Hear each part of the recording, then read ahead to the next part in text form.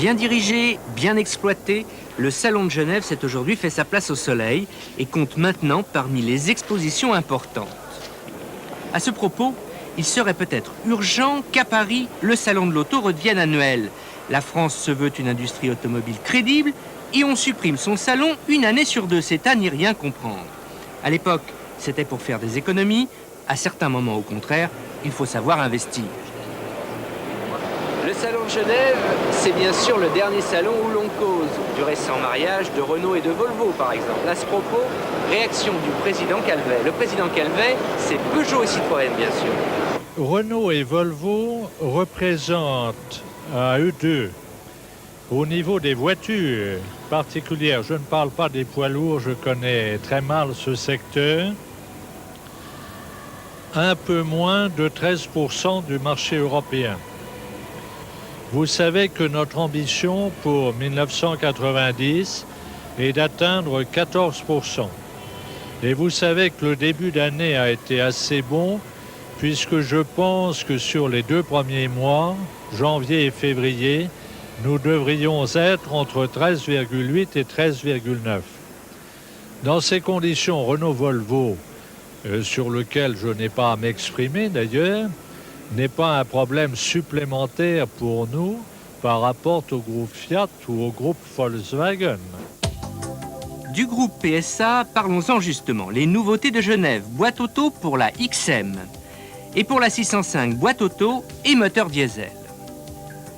Série Roland-Garros pour le cabriolet 205 avec capote électrique. Chez Renault, plus de 200 chevaux.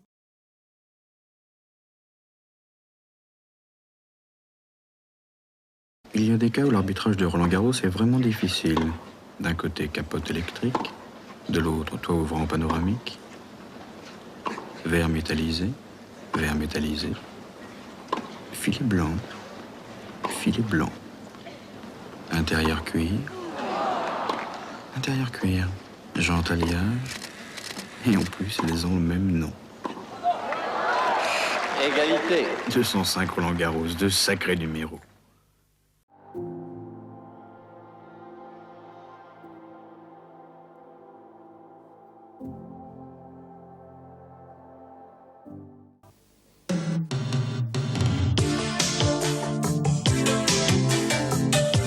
C'est afin de rendre hommage à la Fédération française de tennis et à l'un des plus prestigieux tournois du monde que Peugeot a créé la 205 Roland-Garros Cabriolet.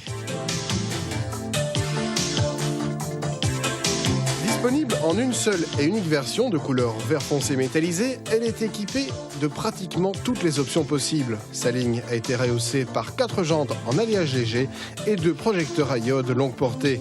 Elle dispose également de vitres électriques teintées, de baguettes de protection latérale et d'un verrouillage centralisé. Sa capote, quant à elle, de teinte blanche immaculée, est commandée électriquement par le tableau de bord. Côté intérieur, c'est du tout grand raffinement. Siège baquet mi-cuir mi-tissu, tableau de bord haut de gamme et très complet, ainsi que volant cuir.